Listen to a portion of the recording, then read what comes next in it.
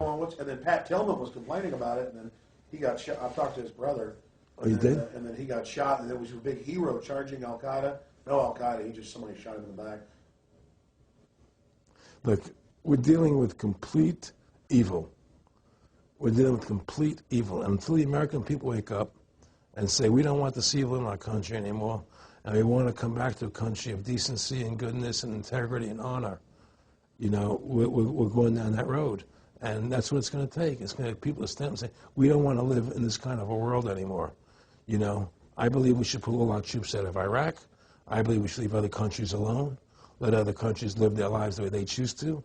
You know, stop trying to spread democracy around the world, which is the worst form of government there is anyway. Restore our republic to what it's supposed to be, and go back to what the founding fathers gave us, and try and restore that. Restore the republic. Like the point of everything is that we have to mobilize. Each one of us. You and I can't do everything, Alex. You and I may be leaders. We may be out there and people listen to us, what we have to say and follow us. But the truth of the matter happens to be, it takes all Americans to stand together, to stand tall, to mobilize and say, we're not going to take this anymore. I'm mad as hell. I'm not going to take it anymore. We're going to stand up and fight the battle. And you and I can't do this alone. We're just leaders of the thing. But other people have to join in with us and stand side by side, shoulder to shoulder, and say, I'm not going to take it anymore. That's what it's going to take to win this effort, and to stop cooperating with the government and with all their rules and regulations, and to wake everybody up, to hand out DVDs of my movie, to hand out DVDs of your movie, to educate everybody to what's going on.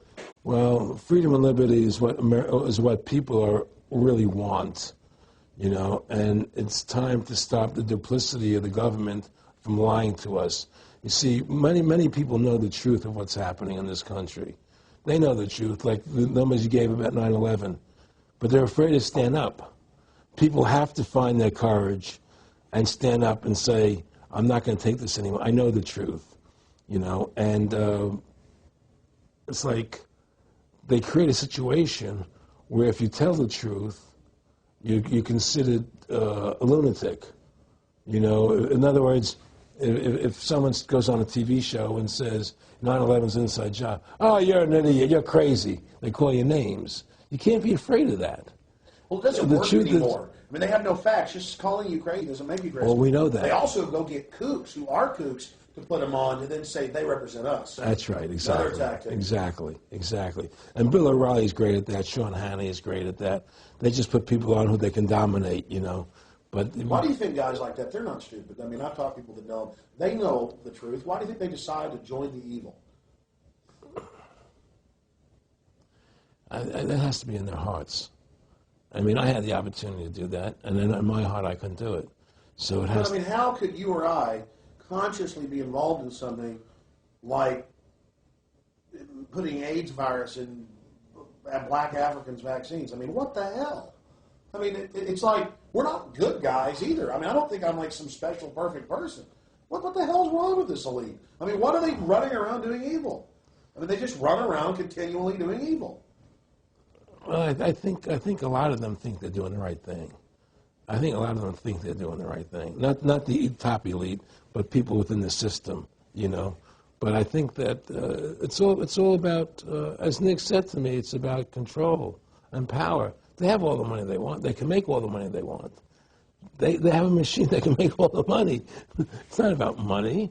It's about control. It's about their vision of how they want to see the world in their eyes. And, you know, you and I believe in individuality, in the person being the dominant thing, the individual being the dominant person. Today we live in a world where institutions are dominant, not people. You know, the American, you know, we're the people, by the people, for the people. Now it's we the institutions, by the institutions, for the institutions. People are secondary. It's all about corporations and institutions.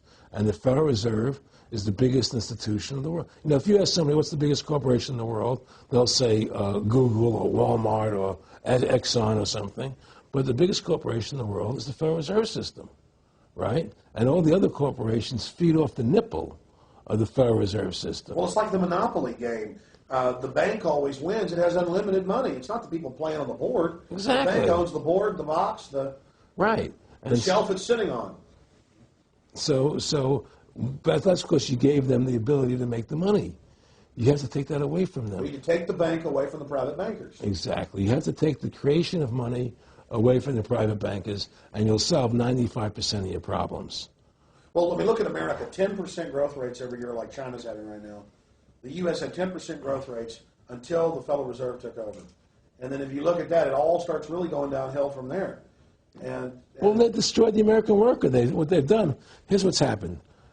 The Federal Reserve has created this massive inflation in America, which means that the American worker has to keep making more money to keep up with the cost of living. The more money they make to keep up with the cost of living, the less competitive they become in the world economy. So now what happens is we have to pay our workers so much to keep up with the cost of living, say, well, screw the American worker, let's go overseas now and get the cheap labor. But really, that's a war being waged against the middle class. Of course the bankers print the money.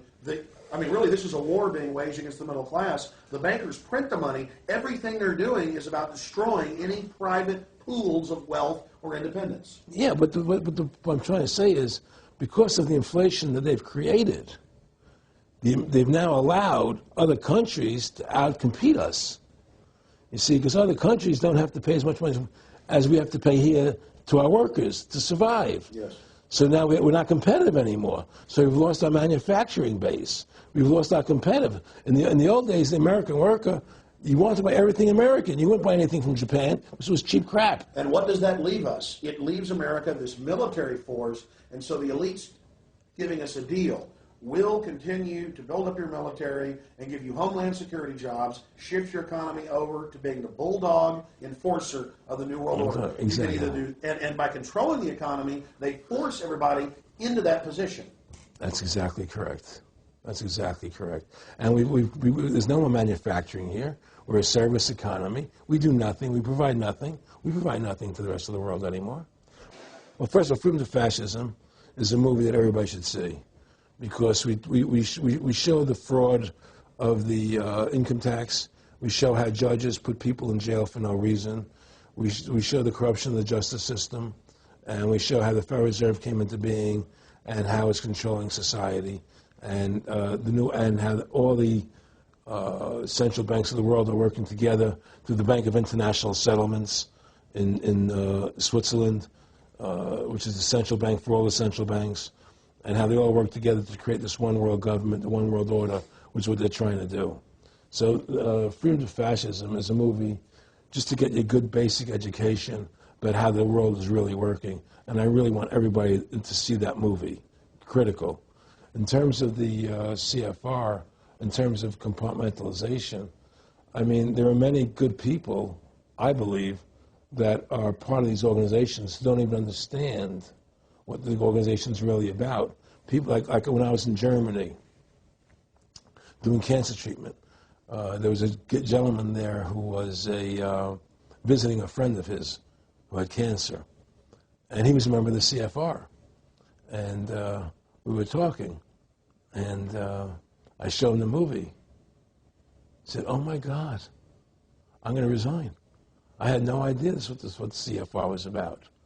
He had no idea. He was just a nice guy who thought he was in this prestigious organization. Yeah, a lot of it's about getting good people, and so you can watch them. Keep your friends close, your enemies closer. Well, no, it wasn't even that. A lot of people join the CFR because they think it's a prestigious organization.